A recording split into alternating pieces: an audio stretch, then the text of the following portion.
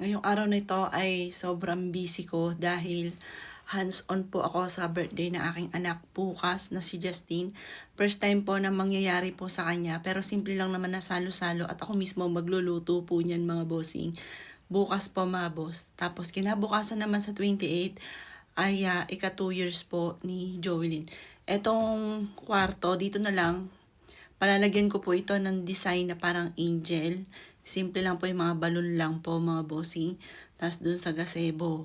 Ayan. Kasi yung anak ko pong bunso tsaka si Joelyn nung nabubuhay pa po yan, nagtutuusan po yan, sabihin, ay si ate ganito, ganun. Pero yung bunso ko po yun, si Joelyn, tahimik lang po yan, parang nagmamasid. Pero yun nga po, yun nga hindi nakapaghanda po kami, gawa po nga ng sinugod si Joelyn.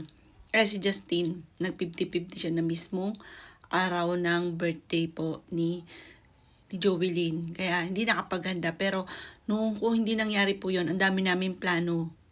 Tapos, nung birthday naman po ni Justine, parang hindi lang talaga tinaon ni Joelyn na nung araw na yun, mawala po siya. Kaya parang 27th birthday ni Joelyn, ni Justine. Tapos, nawala naman po si Joelyn ng 28. Kaya, napakasaklap. Ngayon po, ako po yung maghahanda ng yung mga typical na handa ng isang may birthday, lalo-lalo na ang pansit, yun ang kauna-unahan namin iluluto bukas. Mamamalengke po ako ngayon, samahan niyo po ako mga bossing. Bale, kagabi ako yung nagbalot ng Shanghai, pero dahil nasarapan po sila, parang isang kagat lang yung naluto kong Shanghai at saka yung fish fillet. Hindi pa ako nakakain ng fish fillet. Isang kagat pa lang. Ang dami kong niluto. Parang isang singhutan lang. Nag-video lang ako. Nag-picture lang ako nung cake na in-unboxing po namin. Tapos ubos na kaagad. Sabi ni Justine, Mami, kulang yung kasi ang sarap. Paano yun kapag mauubos agad ang handa? Hindi namin alam kung sinong darating. Kasi ito rin pala yung hirap na kung sino lang daw po maisama kasi hindi alam kung sure na makakapunta yung mga ganun. Kaya hindi ko alam kung gaano kadami ba yung aking ihahanda. Sariling ako lang din po mga bossing.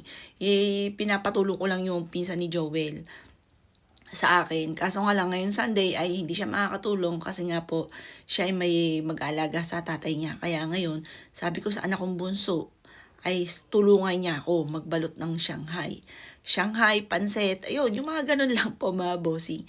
At first time din mangyari kay Justine na dito. Dati kasi pag birthday po nila, sisimba lang po kami, tapos kakain kami sa labas, ganun lang. Wala po yung mga ibang handaan. Ngayon, sabi ko sa kanya, invite siya ng classmate po niya, pero hindi sure kung makakarating mga bossing. Kasi nga po, di ba ngayon, online, hanggang katapusan online. Kaya samahan niyo po kami mga bossing. Kumbaga, eto mga boss, maalala ko lamang, kagaya sinabi ko sa inyo, mag-iingat po kayo, November 1. Marami pong mga parang hinahabol, November 1. Kaya ingat po kayo. Sabi ko sa inyo, 19. Yung anak ni Kim Atienza, 'di ba? Viral ngayon. 'Di ba? Ang saklap. 19 years old. Iba-iba po 'yan. Iba't ibang nagiging istorya, pero in short, hanggang doon na lang talaga. Pero siguro nga kagaya nung napanood ko sa doon sa kay Marian Rivera. 'Yon na parang kapag oras mo na kahit halimbawa, dito ay nakatakda kang ganito, maaksidente, iniwasan mo yun, pero sa iba namang pamamaraan, parang pag oras talaga, oras.